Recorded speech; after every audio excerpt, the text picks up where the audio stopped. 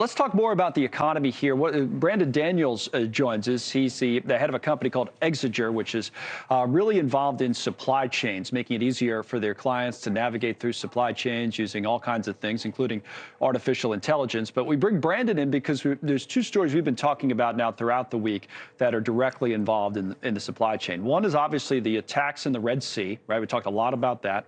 And the other, I think, is what Ali Bradley was reporting on a moment ago, the crisis along our southern border, where there had been some questions about these railroads and the like, and whether they would slow down the economy. We talk about the migrant crisis, but what about the economic impact? Let me start there, Brandon. It's good to see you, by the way, and just talk about that. And then I want to spend some time on the Red Sea, because people are wondering, is this going to mean I'm paying more for items as they get shipped? But the southern border, we don't think about it maybe enough as an economic story until we had a delay in these railroads this week. Apparently that's been resolved, but there's a lot of trade going back between the U.S. and Mexico, right?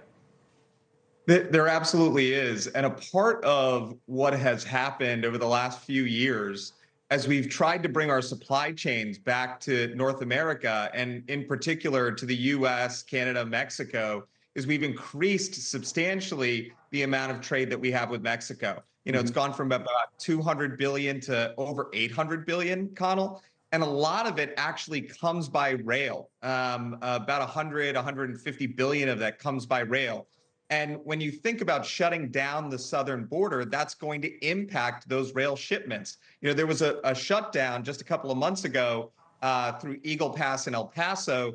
And just for the few days that shutdown occurred, there was an estimated $33 billion of impact, right? And so the incredible economic impact that you could see as you start to see a border shutdown between the United States and Mexico is something that most people haven't priced into the cost of their supply chains. Right. And do you think Congress has? Because they would have to incorporate some of this in their discussions, I would think, as they work out a deal and the language that might be used. Because to your point, you want to tighten up the law for the reasons they want to tighten up the law. That's one thing, but you have to be careful, I guess, not to upset commerce would be a point for someone like you. Do you have a lot of clients thinking about that?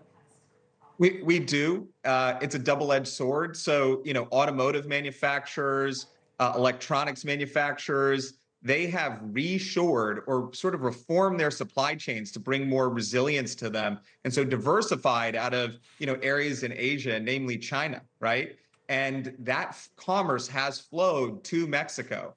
And if they're responding to what the United States federal government is saying, which is, hey, you have to diversify your supply chains, you have to add resilience to them, you have to take forced labor out of them, and they're doing that by responding through diversification to other countries, you can't add further impediments to it. And so Congress is definitely going to have to think about this in terms of the closing of the border between the United States and Mexico.